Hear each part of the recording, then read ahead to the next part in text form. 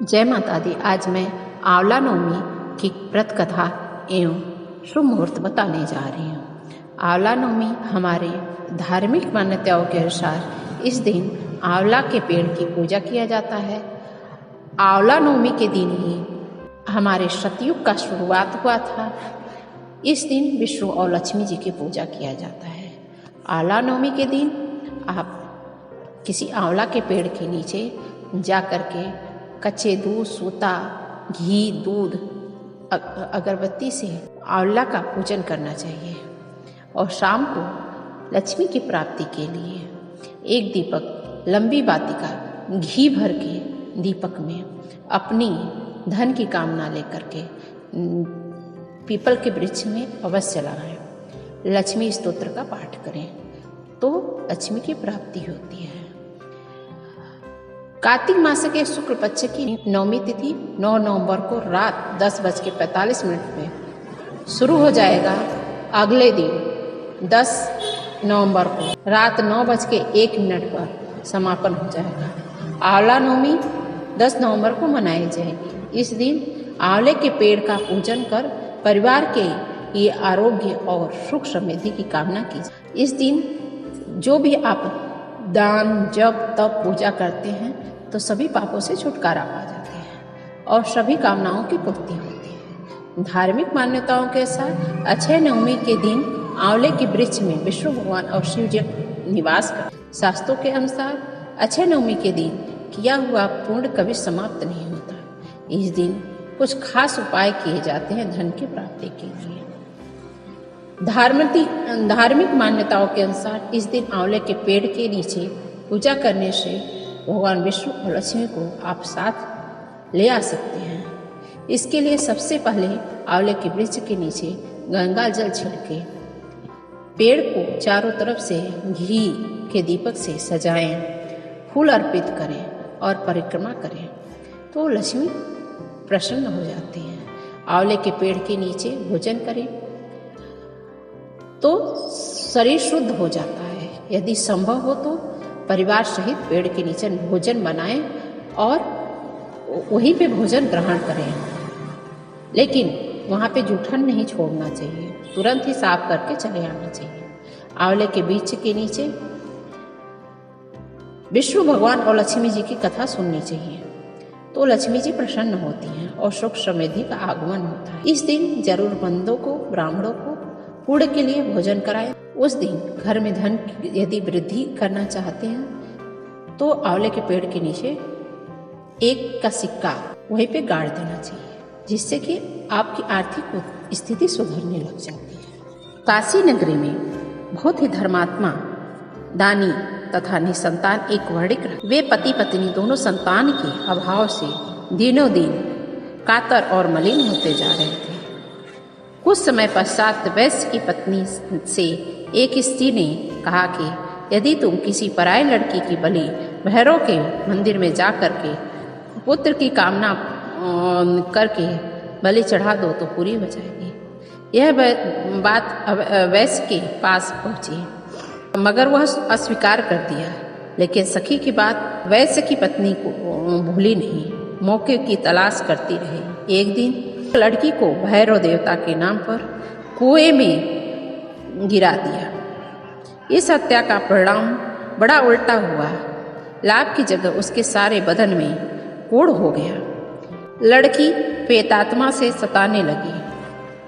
ऐसा परेशानी देख करके वैश्य ने उसका कारण अपनी पत्नी से पूछा। तब उसने सारी कहानी शुरू कर दी, आखिरी तक सुनाई। ऐसा जानकर वैश्य ने हत्यारिन, पापिन आदि शब्द से उसे काफी मर्माहत किया तथा बताया कि गौवध, ब्राह्मणवध तथा बालवध करने वाले के लिए इस संसार में कभी भी ठिकाना नहीं मिलता है। इसलिए तू गंगा तट पर जाकर के स्नान बंदन कर, तभी तू इस कष्टों से छुटकारा पा सकती है। वैश्य पत्नी ने ऐसा ही किया। गंगा किनारे रहने लगी।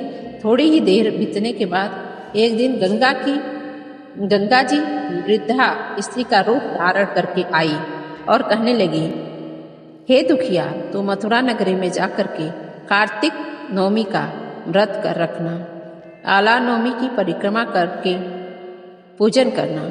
यह व्रत करने से तुम्हारा सब पाप नष्ट हो जाएंगे। घर आकर अपने पति से उसने सब बातें बताई। आज्ञा लेकर के मथुरा जाकर के विधिवत व्रत रख करके पूजन किया। ऐसा करने से भगवान विष्णु की कृपा से दिव्य शरीर वाली हो गई और पुत्र लाभ की प्राप्ति हुई। जन्म में गोलोक को प्रस्थान किया। आइए दूसरी कथा की ओर चलते हैं।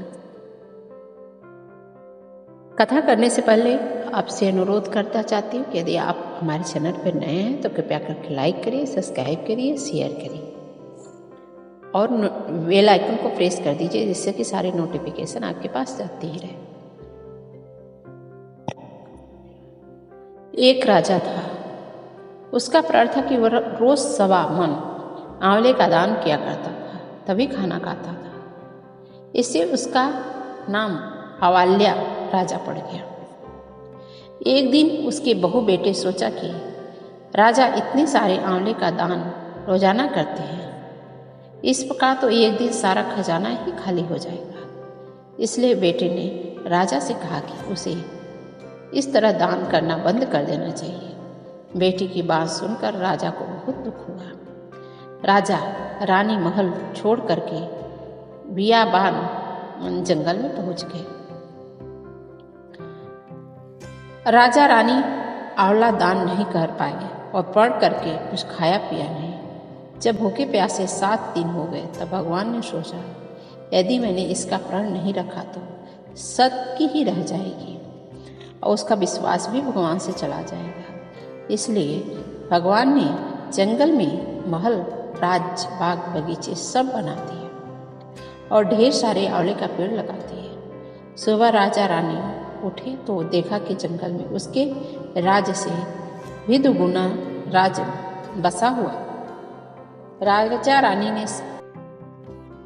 रानी देख कहते हैं, सत मत छोड़ो, सुरमा सत छोड़ना मत जाए, सत की छोड़ी लक्ष्मी फेरे मिल आए। आओ नहा धो करके आंवला दान करें और भोजन करें। राजा रानी ने आंवले दान करके खाया पिया और खुशी खुशी जंगल में रहने लगे।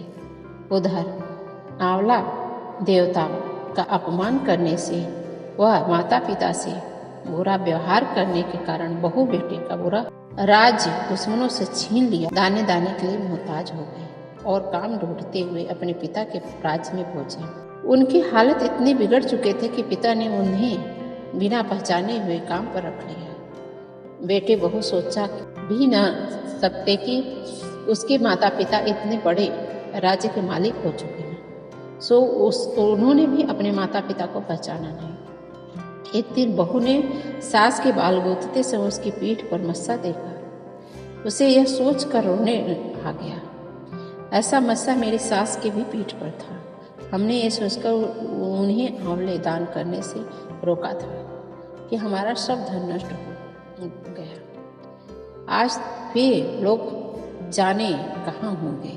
यह सोचकर बहू को रोना आने लगा और आंसू टप टप टपकने लगे। सास की पीठ पर गिरने से रानी ने तुरंत पलटकर देखा और पूछी कि तू क्यों रो रही है। उसने बताया, आपकी पीठ जैसे मस्सा मेरी सास की पीठ पर था। हमने आंवले दान करने से मना कर दिया था, इसलिए वे घर छोड़ के चले गए।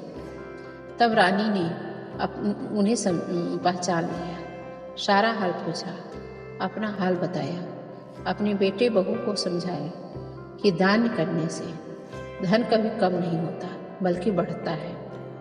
बहू बेटे भी अब सुख से राजा रानी के साथ रहने लगे और कहा, हे भगवान, जैसा राजा रानी का सत रखा वैसे सबका रखना। जो लोग कथा सुने उसके घर में माता लक्ष्मी विराजमान है। ओम हर हर।